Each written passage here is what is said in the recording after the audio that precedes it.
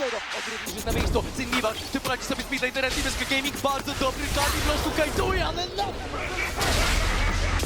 Eats this chaos all over the map. Right, Duel. X7 are ahead of the play. Goodbye, Duel. Now Shikari's in trouble. He's going to try and find his way out. Wait for the Shadow Surge! And the Rocket just goes wide, but a final auto secures it anyway.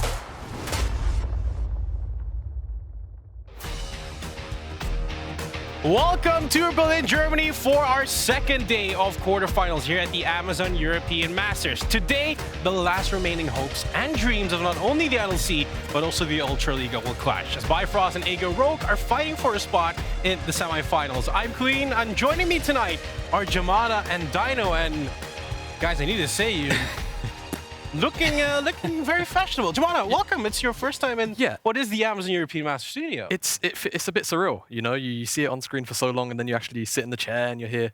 It is very massive, and thank you. I feel particularly fresh today. You feeling good? I mean, you look. I'm never leaving. I love it here.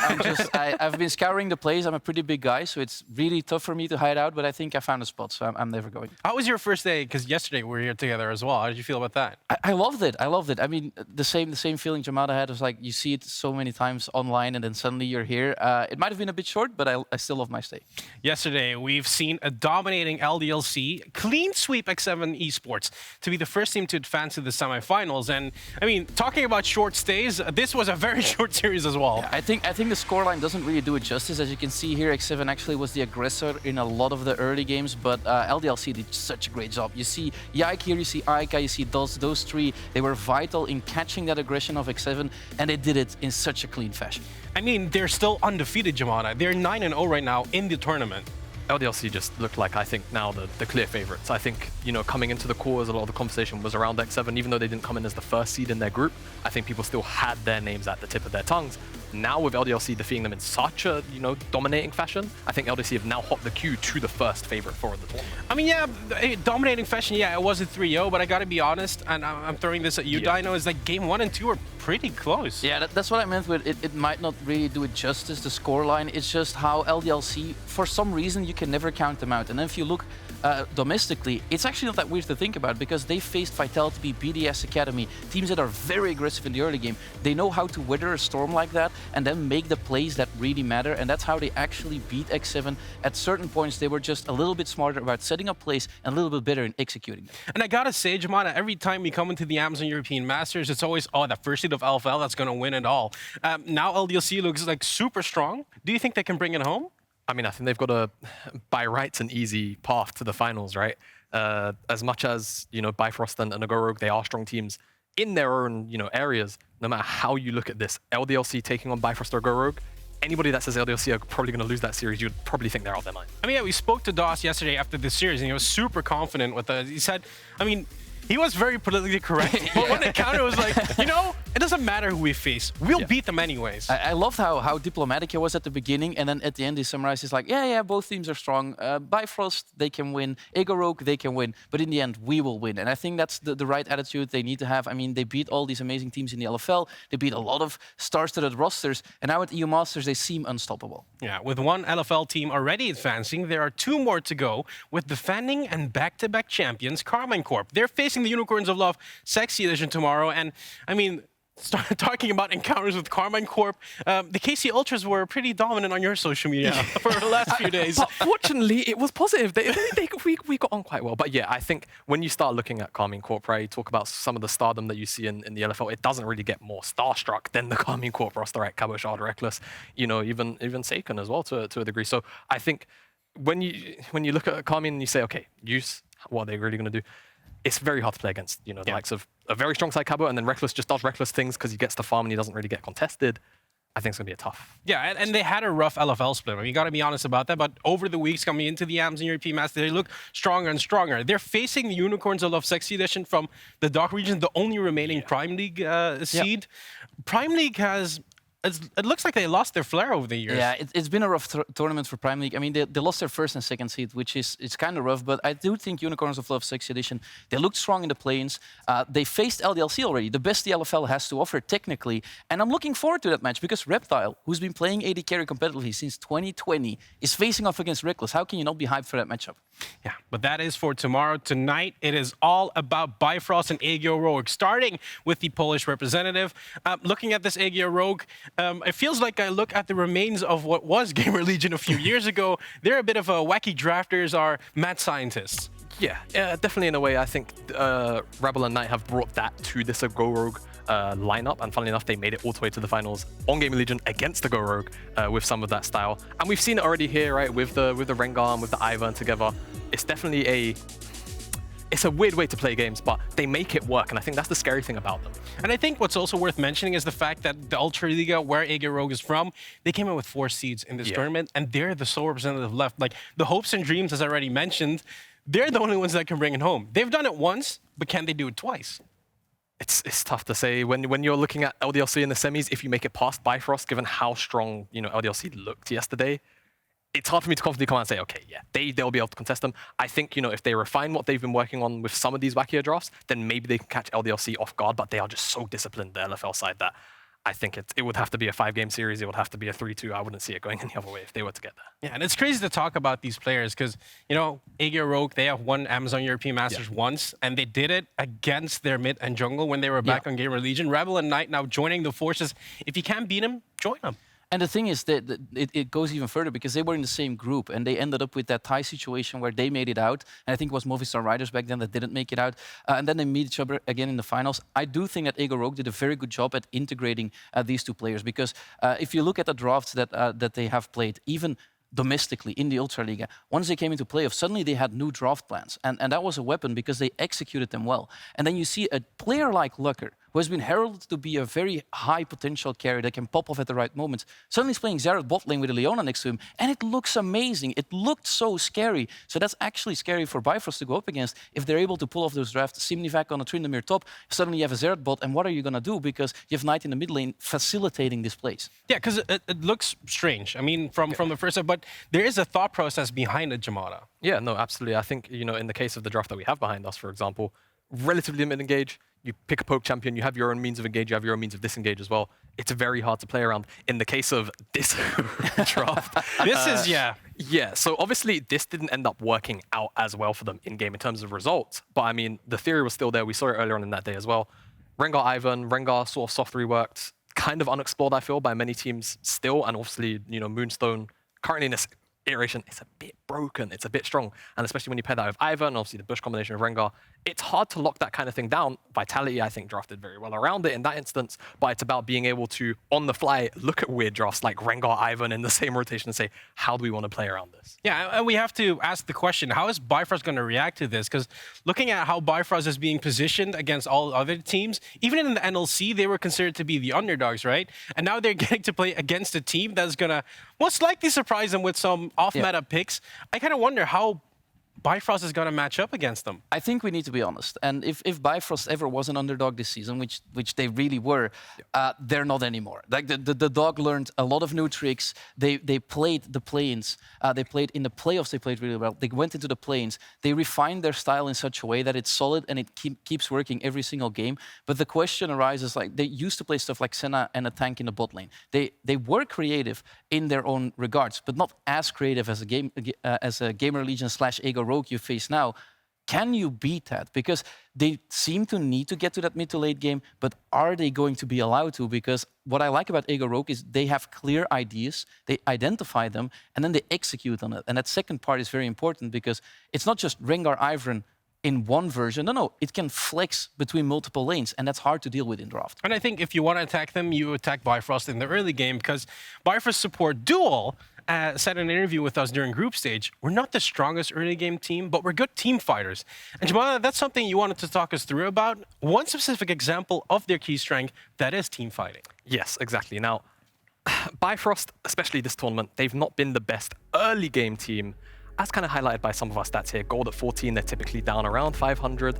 They do get just about even, right, by the 20-minute mark, and then you can see post that 25-minute mark and the team fighting KDA is very, very strong. But as Zhao highlighted, they know they're not a particularly strong early game team. It's all about the later stages of the game where things really take hold. And I actually want to illustrate some of their team fighting prowess in this clip right here. Now, it's actually the Elder fight in around 45 seconds time that I want to highlight, but I want to use the Baron and the Baron takedown itself as a bit of a precursor and setup for what actually happens here to Bifrost, because you'll see Bifrost, they have to steal this Baron, they're down 4,000 gold, they're down the soul, they don't manage to do it. Now, what you'll see is Cboi is in a bit of a peculiar position. He has to escape. If he dies now in this situation, Elder is pretty much a foregone conclusion. They won't be able to do it. So what does Cboi do? Cboi ends up using his ultimate to escape, and then on top of that, the rest of Bifrost also end up using all of their ultimates.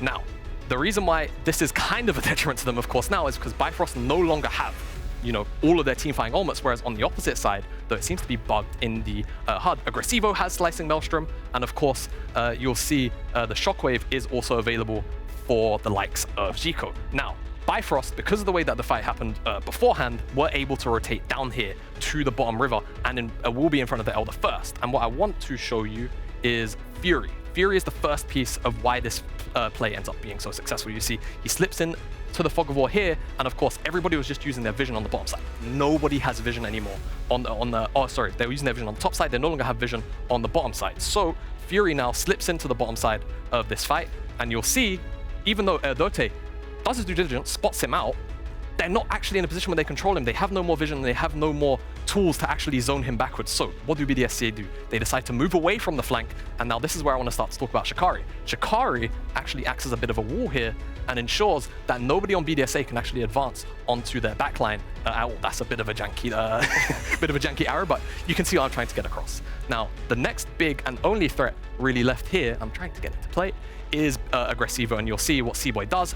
And this is Cboi and DuaLL in combination with each other. They drop the flag over the wall, and now Aggressivo isn't going to be able to use the Blast Cone because DuaLL autos it, flashes away from the Orianna combo, and Aggressivo, if he wants to get into this fight now, has to flash over the wall, and BDSA now have to effectively try and contest through the choke. And look at OD, the entire time he's been dropping turrets, kept hold of the Infernum, and look at all of the burst damage that comes through. Everybody in this team fight held a role top to bottom, and it's kind of moments like these why Bifrost are so threatening in team fights, is because everybody knows what they have to do in any given moment. And now the question is, like, can they show it today? They're against AGO. They got to throw him some curveballs. They might even try to snowball with the early game. I mean, that's basically what you want to do with the Ranger Ivan, for example.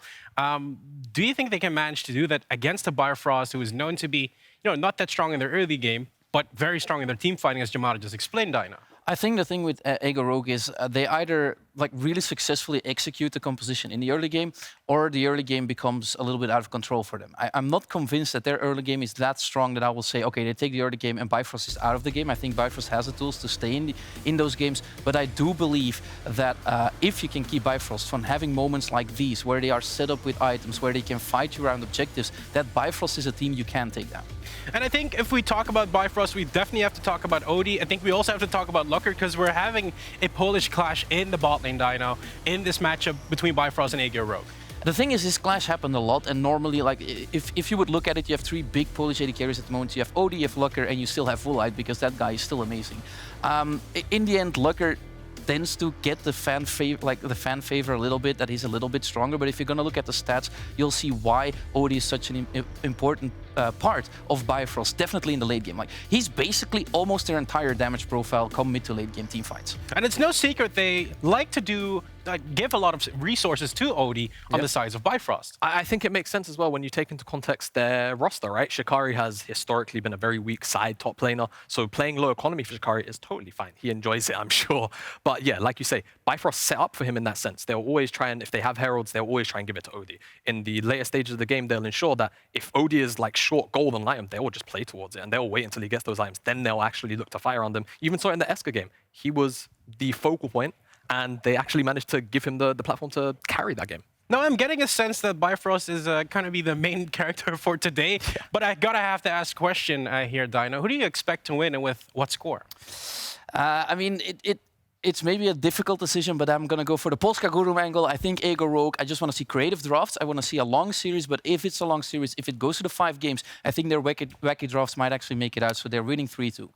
Jawad, I'm going to give you the LLC cap for this one. I can see 5 games happening. I can see it going towards Bifrost. My prediction will be 3-1 Bifrost, though. I think they will maybe drop one game, and then that will probably be all that we'll see from Bifrost. I think they'll go the whole distance. That sounds great. A little bit of a mixed prediction here, so that's good, because I think it's going to be a very close one, because both the NLC and the Ultraliga are fighting for survival at the Amazon European Masters in this quarterfinal series. One region will be eliminated, and one of them will make it to the semifinals. It's all or nothing. Hello everybody and welcome to the Amazon EU Masters. My name is Hipray and I am joined by Orcs and Gulborg. Gentlemen, we have made it to the quarterfinals and we have ourselves Bifrost versus a Go Rogue. This one I feel like might be a bit of a harder game to call. It seems like everyone I speak to seems to lean one way or the other. You know, it doesn't seem as definite as some of the other games we've got. I think even in the interviews we saw yesterday, we were speaking a little bit with Das. He was talking about how even his prediction, he wasn't fully sure how this game would gonna go, just due to the wacky drafts that a Go Rogue will sometimes bring out. We've seen the Ivan as well and the Rengar to come through, but also just like Bifrost is a team that looks very good when they get to scale safely into the late game and they get to display that they have this team fight composition they pilot so well. But if they don't get to that exchange, if they don't get ahead in the early game, or if they just fall so far behind, it just looks so dire for them. So I feel like a lot today will come down to the drafting aspect and how easy it will be for Bifrost and maybe how difficult it will be for Go Rogue. Well, we are into Champ Select between these two teams, and already the Rengar taken away by Bifrost. Don't want to be dealing with that Ivan Rengar. Just all jungle bans all the way. Yeah, exactly. It's another just big jungle focus. We were talking about this, and we saw the desk as well talking about this as well. Is Cboi and Rabble kind of the people that we got our eyes on, especially in the early phases of this game, right, Orcs?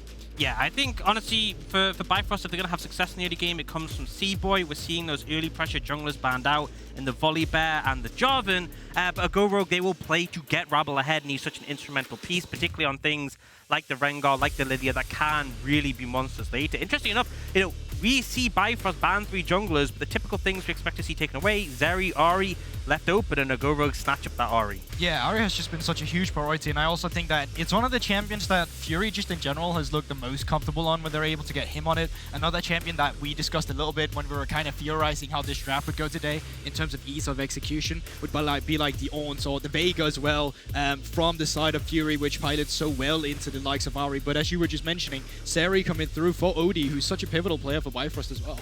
Yeah, and I mean, we've seen Zeri, there's been times when there's been drafts that have been taken to deal with the champion, but I feel like if she goes unchecked, you're going to have such a rough time. So a Go Rogue, you know, they've let Bifrost take the pick. I expect to see them draft a composition that can deal effectively with it. We very quickly see the Vex come out, something that does have a good lane matchup into the Ahri, right, can also pressure effectively. And when it comes to team fights, a lot of power if you land that ultimate. Also a bit of a Fury special as well. Domestically has played this champion a few times, whipped it out as a kind of a back pocket pick, and like you're saying, has a pretty decent matchup into this Ahri. I'm curious to see what a Go Rogue's answer is going to be, because AD carry-wise, there's a lot open. It's been mostly junglers banned away here so far. So attention will probably go towards a little bit towards that jungle pool, but also what they're going to look to put in that bot lane to match up with the Zeri. I like the Yuumi. It's a denial pick from the Zeri, and they could just get themselves, you know, a comfortable jungler left open here, or go towards that AD carry role and avoid Bifrost from banning it out. I think I really wonder as well is how much priority Orn will have. Oh, never mind, he's already banned, so we go for the priority, right? Not too much. I don't think we'll see either team pick it. That's my statement. We were talking about it as well. It's just like such a stable as well in the European regional leagues as well, in terms of like how unpunished this champion really is. This is a Katarina Hava. Of course, you'll see most NLC teams do this to kind of poke fun at Trouble as well, since it's a main champion. And that's for Archerum. So there we have it as well. There's a few shoutouts coming through. I really wonder if you just want to decide to go for a stable pick here in terms of going versus the counter pick against Yuumi. If you can disrupt her when she's hovering onto the AD carries, super easy to catch her off guard. And when you go into the second ban phase with the availability of banning away some of the other AD carries to put Zeri in as a stable position as possible, this might be decent for Bifrost. Yeah, I feel like because often we see Zeri as a lane that looks to scale up quite effectively, right? And I feel like that's a gambit a Go Rogue made by taking the Yuumi. They know the jungle pool's been thin, so Zhao stands out, and it's a great sync, right? You can put Yuumi on Zhao and he'd be very effective. But now Bifrost, they take the Leona. Like, we want to punish this lane. They do often look to play through bot, and they start off by banning the Lucian, something that can pair well and give a safety net to the Yuumi. And I expect that we'll see a few jungle bans to come through here. Having that R5 More for jungle Shikari bans? as well, that is crazy. You know, we do have a graphic later as well for these guys' jungle pools champion, but already I can tell you that a lot of Rapple's jungle pool is being timed out, and a lot of Cboi's is as well. I think majority of the champions we've seen Cboi play has already been taken away. The only one missing might be the Hecarim or the Lee Sin, so it's going to be interesting to see what a Go Rogue kind of prioritizes in terms of what they see as threats on Bifrost. I'm going to take away the Viego as the final pick here, but like you said, there is still that Lee Sin, there is still that Hecarim. You know, they're definitely further down the ladder in priority, but they are still champions we know Cboi can comfortably play, so they are up and available. I'm curious to see if they just go for their jungler here and just make sure they give Shikari a comfortable lane. You jungler here and you leave counter pick for Shikari. Shikari has tend to go on a lot of stable picks for the team because they don't have to play too heavily towards him, but there have been situations where they've kind of given him a good matchup and he's been able to take something that can deal effectively with the side of a Go Rogue. And I actually like this. This is a flex, right? Yeah. We've seen a lot more Graves top, although not so much in recent patches. But Graves jungle is still something that we've seen at EU Masters. But even if it is a flex, then this is very uncharacteristic of what we would usually see from Cboi. He's way more of a facilitating jungler, and being a champion like Graves, you are quite often the one being facilitated by your teams. And for that to work, you need prio lanes. What a lane to lock in there. Oh my word, we have the Twitch Yuumi in the bot lane. This is a horrible lane. They pop out of nowhere and you get final chaptered and ulted down. The GP getting picked up for Sinmivak. I really like that. It can play strong side, it can play weak side, it can kind of do whatever you want from that pick. Curious is now, what is Bifrost going to pick up? Is this Graves going into lane, or is it going into jungle? It's actually really funny. If Zeri gets too fast and you ult this Twitch, then your auto attacks will actually never connect, just due to the fact that you know, they don't actually connect onto champions, they just fly straight forward. That's where you got the final chapter to lock them down. I feel like, you know, we get the Sion from Shikari. I don't think that's too crazy to see from him. But it means Cboi's on the Graves. Considering how I sort of see Cboi jungle, which is very much played for the laners, this is a bit different for him. And ultimately, I feel like when you look at the composition for Go Rogue, they have Gangplank, right? They have Twitch, Yuumi. These are exceptional scaling champions, and they have a strong mid jungle. So, you know, we often see Bifrost as this team where if the early game doesn't go too well for Cboi, which on a Graves, I don't expect him to be setting up his lanes too much, then they lean on the late. But if you go on late against this composition from a Go Rogue, you're going to have a rough time. At the same time, though, you do have kind of what we would consider a stable, at least, which is like OD on the carry, OD on the guy that you need to rely on. You got a stable front line, you got someone to jump into, you can play Peel as well with the Vex, but all in all, I do agree in terms of the Go Rogue composition, if you just go even into the mid to late game, or like you get ahead in the early game, as we quite often see a Go Rogue do, then Bifrost, they might be in for a little treat and a little scare. Okay, so what do Bifrost need to do? Because we've outlined, you know, we prefer what a Go Rogue put together. What are the conditions here for Bifrost to set themselves up for success here? I think you just have to abuse bot, right? It's a Yuumi, and typically in the 2v2 it's a little bit tricky because they have triple combat summoners, but if you can just get your mid laner to move down towards bot because you have a good lane matchup there, you get Cboi to turn up and just dive them again and again and again. Kill LFLICKR and beansu 5 times each and the game will be in a good spot. Well, we're on to the rift for this best of 5 between Bifrost and a Go Rogue. This is the NLC taking on the Ultra Liga. NLC yesterday lost their first seed. The only other team. The only other team. Yeah, so for NLC as a region, you know, it's a region that 2 times had made back-to-back finals. They've lost it, but either way, it's still something to be proud of. And obviously, the 2 seeds that you talked about coming in from the NLC both made it to quarters. Only Bifrost left, and for a Go Rogue, for the pride of Ultra Liga, remember, this is a region that got 4 seeds coming into European Masters. And you only had 1 making it onto quarters. Yeah. There's a lot of pride on the line for a Go Rogue here, but also the memes on Twitter as well. If you lose this, like those 4 seeds, that is a lot of pressure. It really is. We're actually seeing Bifrost just move around into this red side, seeing if they can spot out any wards, maybe find a cheeky steal of this red buff. It looks like they're going to do it. But there is a problem. They're going to use the stealth level 1. No. Some cheese for the rats. Fury's going to have to be on it. He gets hit by the charm. He's going down. Fury, nothing he can do. Nite finds first blood. And I feel like this is one of those things where, you know, you play against Twitch and solo queue, you should expect this, but for Nite to go the charm as well, oh, they're looking for more. Oh, they are. I wonder if Cboi can stone them away for some valuable farm and XP down here. He's level 2 and he does spot them. Jewel, there's no ward on this bush. Yeah, he's coming in. He's going to try and look for the snare, able to lock them down. Cboi's closing up as well. LFLICKR just going to take a little bit of poke. The heal comes out from beansu to make sure that their bot lane does get away scot-free. And now it's actually Odie who's taking the worst end of this trade. There we have it. First blood over again. to a Go Rogue, and they quite often get this. Either wacky drafts or a little creative playstyle is really interesting to see. But also what's super interesting to see is Cboi in this position. I'm so used to seeing him just be a jungler that's on his own side of the jungle. You'll pretty much never see him counter jungle. He'll always try and facilitate his lane. This time around, he's on the Graves, and he have to be in a position like this. Yeah, you have to pressure out Rabble early, and I like the fact they went for the invade. It means you can slow down the Zhao, put him a little bit behind, and then, because that's the critical thing for me. If a Go Rogue with this strong mid jungle can spread that presence to the side lanes, I could really see things falling apart. But a good start. Rabble should know his red's already gone, but he's going to be able to pick up his Krugs. Yeah, and Cboi on Gromp here, he's gone back into his own jungle, cleared it out. And Rabble, he didn't actually go into that red side. Meanwhile, FLICKR taking a little bit of damage here from Bifrost bot lane. But they do need to be a little bit careful. As you can see, Cboi, he's pathing up towards top side. That's where the camps are still alive. On the side of Rabble, he's still down towards this bot side. And Bifrost, currently with their bot lane, is having a slow push coming in. They only have vision in the river. Let's see how this one plays out. Yeah, Rabble, level 3, so they got that full combo up and available. But there is no real hard engage, at least. And Cboi's actually done crab, and he's now roaming down, going to clear this ward out. And Bifrost, they're feeling pretty comfortable to shove this wave in, although Rabble's still waiting in the wings in case anything does come out. I don't believe Odie's going to get that plate. Yeah, and this is kind of a hark back to what we see from Cboi in the group stage, right?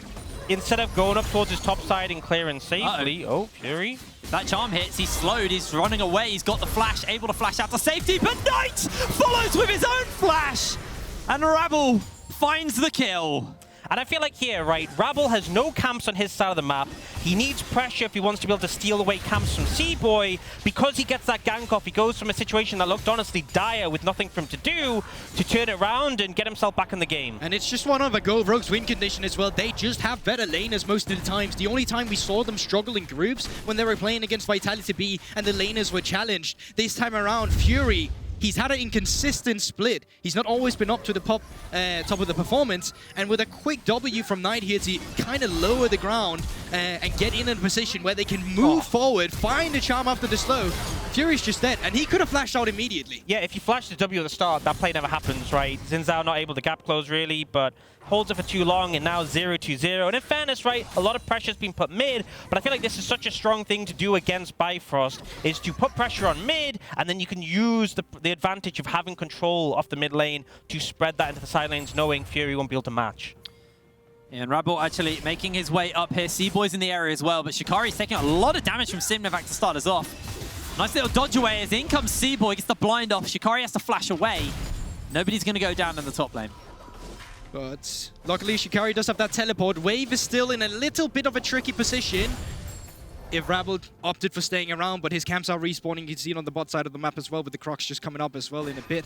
So just want to get back to the jungle, keep that rubber band XP going, make sure you don't fall behind. Specifically, when you're playing against the Graves, you don't want to leave your camps up for too long, or else he'll just start counter jungling and you'll fall further behind. Honestly, I feel like for how the early start off, right, with the fact that we saw the invade come out from Bifrost, I think Rabble's navigated things well. He's in a pretty comfortable spot, right? They have an advantage in mid lane, and you can see him, he's looking to potentially punish on the bot side. Cboi is in the vicinity.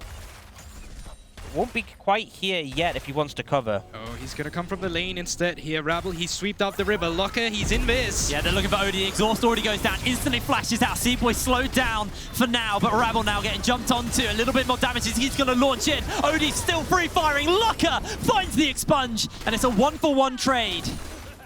It continues down here, but we talked about it this game. It is going to be very much about the bot side. Whoever snowballs their bot laners should be put in the beneficial position leading into this mid game. Yeah, and I feel like they're not really going to be able to dive here, so LFLICKR should be able to pick up most of this, but Plate's getting hammered away at. Ultimately, Cboi doing what he's done throughout the tournament. He makes sure that when his bot lane need to crash, he's there. When his bot lane want to gank, he is there, and they will be looking to get Odie ahead in this matchup. We just see it on the replay there once again. Rapple's already sweeped it out. LFLICKR coming in this, obviously making Yuumi invisible at the same time. And having that cleanse and the extra combat summoner spells for Yuumi, you can see just there how much freedom it actually gives to a Twitch. In the end, a little bit of an overextension from Rabble, but luckily traded over by LFLICKR, which kind of makes it worth it. Yeah, in the extended trade, once you get your poison stacked up, enough time you can take down anyone, and obviously you're losing the extra resistances he has from his W before that expunge comes out. But Cboi's farming up a storm right now. Got a pretty large lead over Rabble on that front. Rabble has obviously been fairly proactive on the map, but ultimately Cboi's being pretty active himself, able to kind of answer Rabble on some of these ganks, and now looking to pick up the Dragon for his team. This does leave Odie alone in lane, but they haven't got that level 6 yet, so Odie should be safe. And this is just a bit of a freebie for Bifrost. Yeah, luckily for Odie, it is a slow push coming into him. He doesn't have to worry. My only worry in case of starting a fight like this is the Gangplank had finally got the Cannon Barrage. So if they wanted to check it from the side of a girl, you still had the ultimate from the Ahri. You had a slow push from bot side. There was a potential where you walked in there. Yeah, I think a lot of power is afforded to a Go Rogue now. Oh, they're looking. That was an amazing slow. Yeah, just not able to quite catch out. And that's the thing, right? A Go Rogue, as you said, Cannon Barrage, Ariel, a lot of tools have become enabled for them. And Rabble's going to look to use the pressure that he has afforded from those to start this Rift Herald. And ultimately, you know, Bifrost got that first Dragon. That's nice. But if a Go Rogue are able to snowball in terms of gold, their composition is just going to have so much power as we go further on. Especially, I feel like the thing with this Twitch Yuumi is there's going to be two states. Either you pop out and you're able to just absolutely one-shot anyone you see, or the enemy team can just obliterate you. And I feel like it's going to be very feast or famine for this bot lane. Well, Odie feasting on plates as he gets his second one. And LFLICKR just being zoned away. Cboi being in the wings. Just enough to kind of scare them off, and they're going to weaken the wave a little bit as well. So another wave should crash fairly quickly. Rabble, in the meanwhile, taking away these chickens. May look for a gank in the mid lane. Yeah, it's just a very normal position from Rabble there. Pretty much ever since he goes out on a second clear, you'll find him in the opponent's jungle. And this time around, they know they don't have mid lane priorities, so Bifrost, they can't stick around for the bot lane for too long with Nite able to move down. Rabble on the other side, he does have that Herald, so even if you want to fight for objectives in terms of the plating, well, the tempo advantage is on the side of a Go Rogue. And I think that's the big thing. At this point, Cboi has to be really cautious about where he shows, because if you show on the map, it just gives a signal to a Go Rogue that they can slam that Herald down the opposite side and they can look to trade up. So I think Cboi has to be a little bit cautious anytime he starts to overstep. He is looking for Nite here. If the ult connects. Oh, they got him. They're going to jump in. The fears there. Nite tries to jump away, is able to escape. Has to burn the Spirit Rush, though.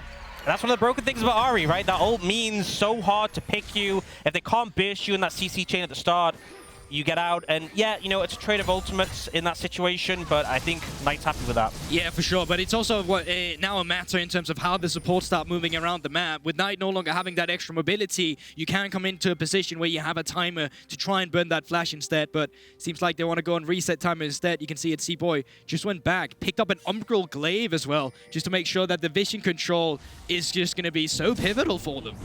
Yeah, I mean, really powerful item just in terms of maintaining an advantage there. You do see LFLICKR looking, but Fury, I think he's a bit too close to the turret unless they land a charm. Oh, they do force him to flash there.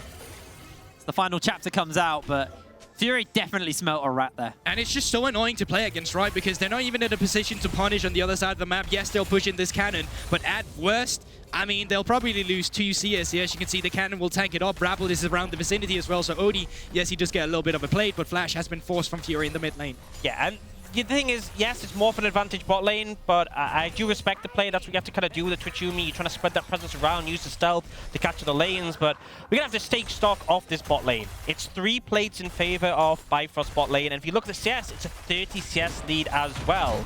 Right, you can see the gold 700 in favor of Bifrost, and we've said so many times, time and time again, getting Odie ahead is their game plan. Rabble was looking, but Odie able to skate over the wall to safety. Just a little bit worried for Bifrost as well, because it seems like you need to be able to find some skirmishing around this Graves at some point to really make it into the mid game with a lead. But because mid lane has always been shoved in by Nite, they never really had the opportunity to do so. Even on the top side, it's kind of just a noodle with Shikari, who's happy to scale to be a frontline. But so far, he's not going to help you if you start counter-jungling. And that's something that a Go Rogue is just punishing on so well. Now with mid lane priority again, Nite is hovering. They can just pop the Herald bot, and they should be able to get plates. Yeah, I mean, they can answer the 3 plates, right? Get that money towards LFLICKR. He's going to be in a much more comfortable position. You see it slammed in there. And yes, we still have the CS advantage in favor, but that's closed down that goal lead by a decent margin. And got to reiterate, Twitch Yuumi, you know, they're going to be such a powerful duo when we get to the later stages of the game. The Gangplank is completely fine on the top side. They still have the Cannon Barrage, haven't used it yet, just there and available when it's necessary. I think a Go Rogue are just smooth sailing through this one. Yeah, it just feels like both teams, you know, they're so willing to just scale. Bifrost, of course, for them, That has been their main win conditions in the wins that they have had throughout the groups and play-ins of the European Masters. They're kind of waiting for their opponent to make a mistake, and that's why they'll punish. But that's not always the best win condition to have when you're playing against a team like a Go Rogue who's just so punishing when they get a lead in the early game. Which I think it's why it's so unique that we saw the Graves come out from the like Cboi. Right, I didn't expect this to end sure. We saw a ton of jungle bans. Oh, got a fight. Fury's getting jumped onto, but Cboi's here as well. The cannon barrage comes down and an instant cleanse out from FLICKR. Now we've got the Spirit Rush from Nite. He flashes in and Cboi falls. More refreshes on Nite and a little bit more damage. DuaLL will not be going down. And they're just so good at this. Like, how many times have we seen FLICKR make this move on the Twitch? Coming in with the Lost Chapter, or whatever the Yuumi's ultimate is called on the Yuumi there. It's just so easy for them to come in this, find someone who doesn't have the flash, pick them up with Nite coming up as well, and it just puts them ahead of the curve. They're able to pick up their first objective in the Drake here, and they got a lead now on Nite, who's going to be so scary whenever someone wants to come in and face shake around these bushes. There's so much pick potential. And I think particularly when you have a team who, as we said, like to lean later in the game, the fact that you have this combo that not only scales exceptionally well, but also is so good at facilitating picks. Whenever the game feels slow, they can just send Twitch, you can look in side lanes, you can look towards the mid lane in situations like this, and you can just pick someone off. And I mean, the execution was really solid here. They know they have the flash down for Fury. As soon as the ult comes out from the Yuumi and it starts to trigger, they know there's no way that Fury's going to get out of this one. Yeah, it's so easy as well. Cannon barrage from the top side as well to make matters even worse, and it just makes it so difficult for the rest of Bifrost both to engage, but also to disengage afterwards with the slow just being there, being so annoying to play around. And critically, one of the things with the Twitch is obviously when you ult, you get that exceptional range. There aren't too many long-range answers from the side of Bifrost, right? The Solar Flare can come down, that's instantly answered by the Cleanse. Outside of that, it's like you have to close the gap onto the Twitch before you're going to be able to shut him down and stop him from just decimating your team. And now, it's a 2,000 gold lead for a Go Rogue. The fact they secured that Dragon means they no longer have much of a threat on those. A Soul would be quite a bit later. And we eventually see OD finish off this tower here. But still, I feel like a Go Rogue are very comfortable in this spot. They definitely are, but OD is that one shining light right now, I think, for the side of Bifrost. Big farm lead, obviously got a lot of plates in lane. I don't know if it's a big shining light. It feels a little dim at the moment. Yeah, okay, a flickering light. Then, yeah, let's say. That's probably the better way to word it. But, you know, building towards that Titanic Hydra as well, and, you know, with the lead, with the level lead as well, OD has the potential. We've seen OD do this before. Now, typically it's on something like a Jinx, but we are aware that OD kind of is typically the late game insurance for Bifrost. Yeah, well, like, while in the early game we quite often say that they live and die by Cboi, in the late game they live and die by OD. His carry performances is really what's led them to this stage as well. But as you said yourself, it's typically on the hyper carry champions like the Jinx, get a reset, take over the team fights, done. Yeah, and I think the problem with the Zeri is the Zeri has good impact over the course of a longer fight, but against the Twitch, when it ults up, it's such a snappy, immediate impact. The Go Rogue, they're feeling confident. They head over to the Herald, and Bifrost just don't even seem interested in contesting. And the problem is they're not even getting anything on the other side, right? OD will push this wave in, but a Go Rogue have ample time to respond to this. This is going to be a 3-second Herald. Oh, but they are jumping in with a Shadow Surge. They get the fear off. They get so much follow-up damage. Fury finds the kill. The Everfrost from Nite comes in onto DuaLL, and now Cboi's trying to make the turnaround, trying to make the save for his team. DuaLL's able to get away, but Rabble can just summon the Rift Herald and take down this mid lane turret. And Cboi needs to be a little bit careful to ult to safety.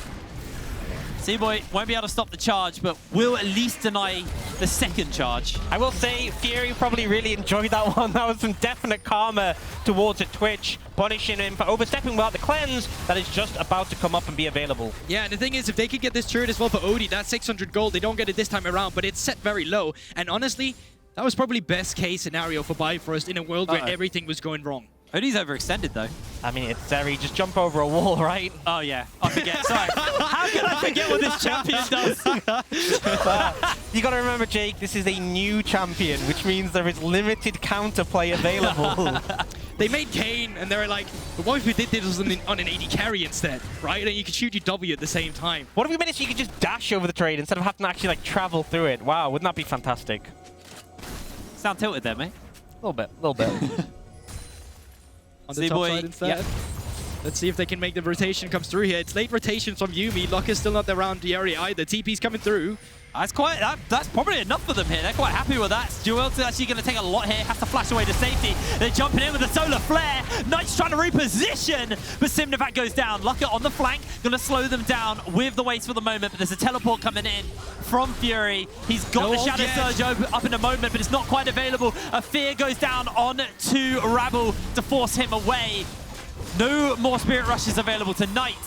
And Bifrost take their 1 kill and walk away happy. Yeah, they're not too shabby about that one. They finally get the teleport through from Nite as well. Yes, it's responded by Furuy. And if he had that Shadow Surge when he came through, that may have been an even more beneficial fight from Bifrost. But this is what they do well. If they can't make the early game work for them, at least they'll find these few pickups to retain some gold in the game. And critically, you're committing onto this play, onto the gangplank, right? And Sinmivak oversteps a little bit here. The reason this play is a positive one is because obviously you go for a play on the other side of the map, the cannon barrage comes in to assist, but then you just completely delete him off the play. And then look at, when I saw him here turning up, I'm like, where's the Yuumi, right? Why is the Twitch alone? And critically, he pops the ultimate, but they aren't able to lock down any targets. So Bifrost are able just to walk that one out. And trading flash for flash between AD carry and top lane, not too bad. Oh, DuaLL gets interrupted by Rabble. Cannon barrage is on and Odie heavily chunked out. Looks like that's going to be the end of that little exchange, that skirmish around this dragon. Obviously, this is the second one for both teams if they can get their hands onto it. Yeah, and Odie is low, so actually going to look for a reset here. But there's ults down from the side of Agoro, right? Rabble no ultimate, Sinmivak back. I think critically with Odie not here, they're just not even going to look to contest this dragon. Definitely going to mean Soul is so... Oh, nice, okay. Cboi charmed up, locked down, and Nite. What a counterplay. What a counterplay. I mean, if you dash the Everfrost, you're going to get charmed, right? You know, I feel like there's such limited options there, but I've got to praise Agoro here. Nite and LFLICKR doing so much work to consistently find these picks. The dragon's secured by them, so they're in a comfortable position. Oh, no. And they're going to take this bot tower pretty easily with no real response from the side of Bifrost as Nite is here to defend on the top side. Response could come through on next minion wave, but as you said, there's just a good minion control, or minion clear rather, in Nite's kit as well. Has that Everfrost if he needs that to be held out. And all in all, just a good sequence of play from a Go Rogue. They're able to pick up a kill, they're able to pick up the Drake, and they picked up the turret. This is what we wanted to see from them like 5 minutes ago, but they slipped up a little, and because of that, Bifrost, they found moments to come in with their own counter-attack. And I think that's something Bifrost has been exceptional in this tournament, is when it comes to making mistakes in the mid to late game, they are very good at punishing it. So as much as a Go Rogue, I think their comp is very comfortable with that, where they are. They're coming in with a gold lead into the mid game. I do still think if they make mistakes, if they start to slip up, that's where Bifrost will punish. But some of these stats coming through from Rogue as well with the early game, if they had a lead going into the 15 minutes, their win rate was 94% in Group Stage European Masters. Pretty high. This is a team that makes and breaks it in the early game. And the times we saw them challenged in the early game against Vitality, that's why they fell off a little bit. So a Go Rogue in a lead going into the 20-minute mark, that's usually where we see them drive it home. Interesting cannon barrage there, actually, just to clear out the wave, especially when Rabble was about. I think they were maybe a little worried. The Shadow Surge was thrown out by Furuy, but I mean, did miss out. Bifrost brought their members there to try and make a push on the mid lane tier 1. You know, if a Go Rogue don't have enough to respond, cannon barrage just really shuts them down. I think a big difference in this game is the fact that a Go Rogue still have their mid tier 1, right? Very difficult to push up aggressive vision when it is there as that structure, and so as a result, a Go Rogue can continue just deep push in mid here, and then you have to be so cautious for Bifrosters. Anywhere you overstep over the sort of the middle side of the map, you could easily just see LFLICKR show up and look to punish, as may happen here. Cboi dashes away early and will be A-OK. Is there like an item breakpoint, Orcs, where you feel this game just gets incredibly harder for Bifrost? Because right now they're able to kind of catch these waves. There's been a few good trades, a few bad trades, but from the discussion we had at the beginning of this game, we leant towards the later this goes, the more comfortable a Go Rogue feels. So is there like a break point? I feel like I'd be really scared when both Gangplank and Twitch get like 3-4 items. That those points are just like really difficult to deal with. And the thing is, even if you do manage to shut down one of them, there's still multiple carries. You know, the fact that you take out GP, he's likely going to throw his cannon barrage down before he dies, when there's still a Twitch who's such a relevant threat. And it's more like as well from the side of Bifrost, when do they feel comfortable? You take a look at the map state as it is currently. because the mid lane, as we already talked about before, is open like this, Aguro gets to push in, they can commit a play on the sidelines, they can back off, and if the vision control is not there for Bifrost, they're just left to play reaction. That's how what we see them play all the time. Reaction, reaction, reaction, waiting to that last moment where they can find the final punish that will put them ahead into the game. But question is, can you rely on that win condition all the time as well? When do you start moving forward with your own pieces to be the aggressor? I think the interesting thing as well is you look at OD's items, Titanic Hydra, Triforce, this is typically the moment on this build of Zeri where you go, okay, Zeri's online now, so this is probably the time you would want them to fight, but Bifrost don't typically fight at this point. They like to wait a little longer. They like to wait until OD's even stronger. They'll punish. If mistakes are made by the opposite side, they'll punish, and I'm certain they're going to contest this next Dragon in a minute and a half. Both teams already looking to establish control of the area, and Bifrost are making the first move. They know if they have vision control of the area, especially with the Umbral Glaive from the Graves helping them clear out wards, it will really favor them on this. So a good first step to have control of the Dragon area, and we have to see if Aguro are going to be able to contest this. Well, we'll keep our eyes. The vision so far hasn't really been taken hold of entirely by either team. A minute until that Dragon spawns up, so we'll see when Bifrost decides to really get more control in that area. It's just a fight over this control mode, right? Look at once it's dead so you can play the game. There's another one behind him. You see OD actually just shifts back as Jewel flashes in. Solar Flare goes wide. They get the Sudden Shot. They get the Fear. The Cannon Barrage is big though. LFLICKR finds a double kill. And now Shikari, he's in for a water hurt. Has to ult away to safety. And Cboi slowed down. The flash comes out. And he's just about able to avoid the charm as Rabble's taking a lot of damage from OD. But OD not really capable of doing much more, but in they jump once again. The OD has to pop his ultimate for the moment, and Cboi will go down. Rabble can't jump over the wall yet, but he's going to flash in and knock him up. OD falls as Rabble secures the second, and only Shikari stands. It's a 4 versus 5 as well, and that's why you buy the Mercury Treads, kids. You saw how easy it was for Nite to flash out of the Leona, re-engage immediately, and they turned the tides of that fight. We were asking, when does Bifrost want to get aggressive? Getting aggressive in the middle of a lane there before the objective really spawns? That is just so desperate. Oh, and they overcommit under tower. It's so easy for the CC to come out from a Go Rogue. You see Fury and Duel just trapped there, and then it's so easy for a Go Rogue to look for the re-engage. And now we have a state of the game where they're over 5,000 gold up. They're going to secure their third Dragon as well. Things are looking dire for Bifrost. They look scattered in that fight as well. It was one after the other. They jumped under the tower. It wasn't one cohesive unit. I mean, we'll see it again here.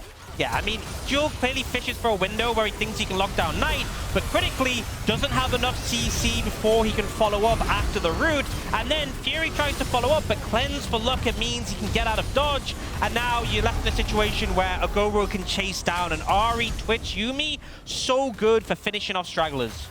And yeah, even like at the end of that fight, it's still not winning. You have the Yuumi, you have the Strike Breaker, and it just creates so much mobility. Rabble still has the ultimate to play around with as well.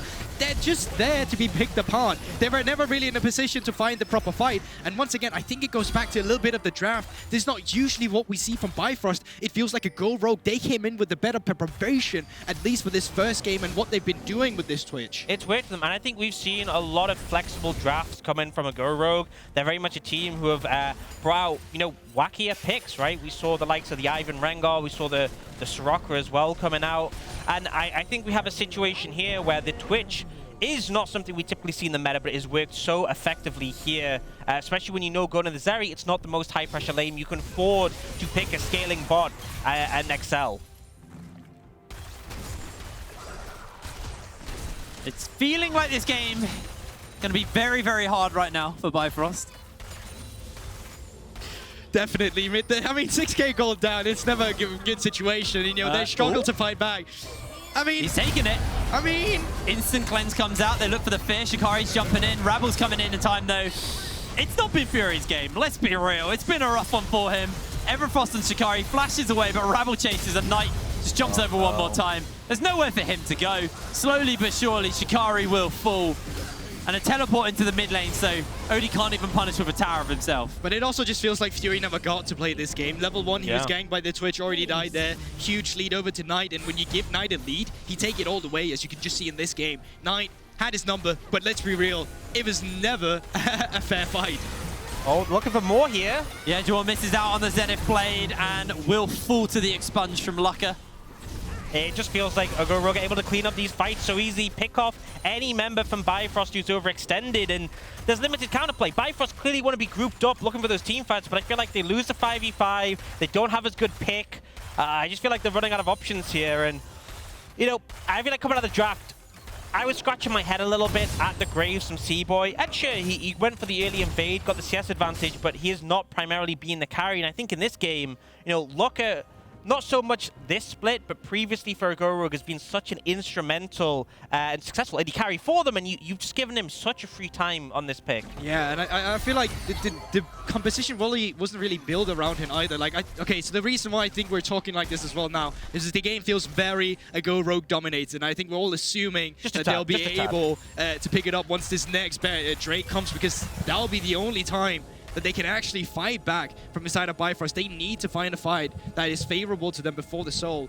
And I just think they still don't have the proper setup for that, even with OD now on 3 items. In an extended team fight, still feels like Twitch will do better, still feels like the Gangplank will do better. Oh, it's just not going to be enough. DuaLL is able to survive for a long time, but FLICKR will take him down. Rabble chasing forward. Nite has one more Spirit Rush. The Everfrost, the charm goes wide, but the barrels do connect, and Shikari's slowed. Shikari can't move. Odie trying to find a little bit more damage to thread in, but Bifrost are crumbling in this first game. They just can't even get on the significant threats, right? They can't get close to LFLICKR. Oh, more coming, maybe. Good ult by Cboi to escape. Rabble's going to take a little bit of a tickle on the way out, but Odie barely scratching the surface of his health bar. And once again, it's just fights of desperation as well from the side of Bifrost. DuaLL just engaging out of nowhere to try and find this pick, because Bifrost right now, they are desperate. They know they're not going to win this one. They're getting outscaled now. They're already too far behind, and it's just really up to a Go Rogue to clean up house. I think right now for Bifrost, it's already back to the drawing board. This You think in game 2? You think in the game 2? Yeah, you are. This is game 2, because this composition right now, this way of playing right now, clearly not working. I think we need to see Cboi back on a facilitator, something where he can help the lanes get ahead, because we see it right now. Go Rogue's laners, they're relentless. Like Nite this game, despite only having 3 kills, but doing absolutely amazing. I mean, see here, DuaLL just steps up just like a smidgen too far, and at that point you know you're dead. And he goes for the engage because he knows there's no way out, but the end result is everyone on the side of a Go Rogue could easily just disengage from the CC from Leona, and then they start to push forwards. And Shikari here, he's slowed, he can't get out, but he also can't even get on anyone because of the long range being utilized. And now, fortunately, Bifrost to back up this dragon, but this is still going to be hard. Yeah, this is soul here for a Go Rogue if they can get their hands on it. It's Bifrost, like you said, first in the area. They got lots of wards, lots of pink wards, crucially, to kind of spot out FLICKR as he tries to sneak in. Yuumi on Rabble, Cannon Barrage is going to come out. And already Bifrost are kind of sent packing as the charm did go a little bit wide. The barrel not going to actually hit onto anybody yet. Dragon's low, Nite comes in with the Everfrost. They're going to miss out. The Shadow Surge is there, but already the fight's broken down. And Rabble is going to fall down. A shutdown for Cboi picked up. The charm hits onto Cboi as Odie jumps over the wrong wall. Furuy jumps into the middle of everyone. Has to go golden. Odie's flash forward into Sinmivak's pocket. The barrels are coming down, and now FLICKR is unleashing the damage. It looks like Bifrost are just going to have to back away. And I feel like that was it. That was the mistake from a Go Rogue that Bifrost would have loved to capitalize on. But I just feel like they didn't have the gas in the tank. They didn't have the goal difference too big. You saw that sort of moment. It's a Bifrost moment where when all hope seems lost, they can turn it around. But they weren't able to capitalize. And that's the thing, right? One extra pick here. Maybe you can start off the bearing. Maybe that's your way back into the game, but you're just not finding it. And now it's soul for Go Rogue. Now it's only the few towers left open on the map to pierce through. Should be pretty good for them. But Cannon Barrage initially in the fight, it just splits them up completely, and it's so difficult for a Go Rogue, or rather for Bifrost to come in there. You have to worry about the barrels, you have to worry about Nite with the CC chain, and while initially it's a good pickup, as you just said, Ox, there's just not enough gas in the tank. Yeah, and the fact that we get this in Zhao down, Nite has no more charges, Odie starts to chase down, but the problem is, FLICKR is still pretty much full health, still even has ult, and he can't really approach the Gangplank too easily because of the threat of the barrels. Odie just not doing enough damage as well at this point. It feels like he is in a very, very rough position. He's Flame Rising, eh? Yep, but he still wasn't even doing that much damage, unfortunately. The problem is, that's fantastic, but we also have a Gangplank who is hyper farmed. Guys, stats matter a lot. Odie is winning this game. That's that NLC cope that you love to see. Uh-oh. Yeah, looking for Furuy once again. He's going to jump in with the Shadow Surge, gets himself popped up for the moment. The cleanse comes down. Odie has popped the ultimate, but he hasn't got the follow-up damage. It's already 2 kills. Make it a third. The Go Rogue, absolute cleanup in this first game versus Bifrost. Yeah, it's terror at this point for the NLC, but it's great to see from Ultra League. That last remaining seed is really popping off here. Desperation. Sinmivak flashes over the wall. Yeah. I think he's still probably dead. Yeah, he's going very low. Odie does do damage when it's just one person to shoot at. And the shutdown picked up for Odie. Yeah, you lose Baron. You're losing on that play as well. You know, it's something. It's the best cross map you could make. Yeah, they take the best scenario they could in that situation, but it's a 10k gold deficit.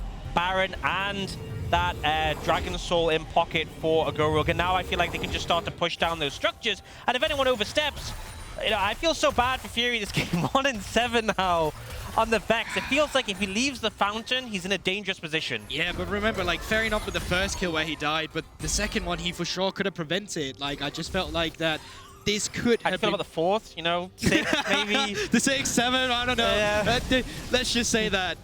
Highlight the heroes of a Go Rogue here. Nite, Rabble, and LFLICKR specifically. The way they've been playing this game, absolutely phenomenal, and they continue to do so. I mean, that's just a dead Leona. There's nothing to play-by-play there. It's This tower she's a should tank. fall. Normally. I mean, yeah, but I think when you're this far down, Leona, it's understandable that Leona is squishy. There's a GP and a Twitch with 4 items. There's an Ahri also with 4 items with a 22 stack Medjais. There's too much damage on the enemy team.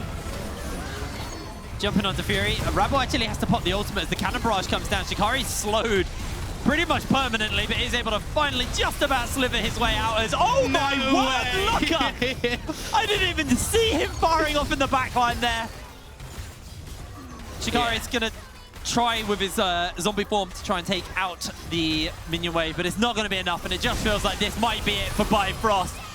Rabble sliding in one more time as the final chance comes out. Fury will go down yet again in this game, and Odie, the only damage dealer remaining for Bifrost, is bopped up onto the fountain to try and recover a little bit of health. But inhibitors are crumbling to Rogue here as Odie goes down. DuaLL the only one standing. Tower number 1 goes down. Tower number 2 will be quick to follow. And the Nexus will fall 34 minutes into this game. Go Rogue take game number 1. Took 34 minutes, but I feel like this game was done long before that. Bifrost just fell apart in that one. I think he bounced back. I think that's a critical thing. And once again, what great versatility we see from a guy like LFLICKR, right? You saw even the Seraph was banned out against him because he's been playing that in Ultra League. He's been on the Soraka, Enchanters, AD carries, like you name it. This is a guy just last year as well. He was on everyone's radar this time around. It just feels like he gets better and better and better. And I don't even know where you need to start to shut a Go Rogue down in draft because they're just so versatile. I just feel like, you know, we have Red Side coming out from the side of Bifrost, and they spend all their bans on, like, these unique junglers we've seen from the side of a Go Rogue, and I'm like, I feel like they're just throwing away bans, right? I feel like there's higher priority picks. The Ahri was definitely a problem there, and it really just bogged them down. I think get Cboi a good early proactive jungler. That should be step 1. Well, the Go Rogue strike first in the battle for survival versus the NLC. The Ultra League get a break ahead in this first game. We'll see in a moment.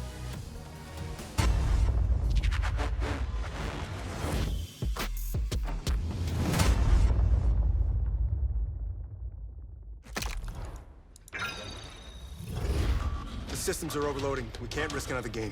We need to take a break and regroup. We're starting to lose our mind. Captain, we cannot go back to Elo Hell. Last time it took us months to get out of it. Initiate break protocol. Hurry up!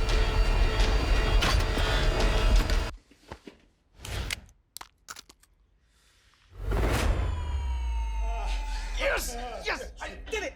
We did it! We did it! Even the biggest champ needs a break.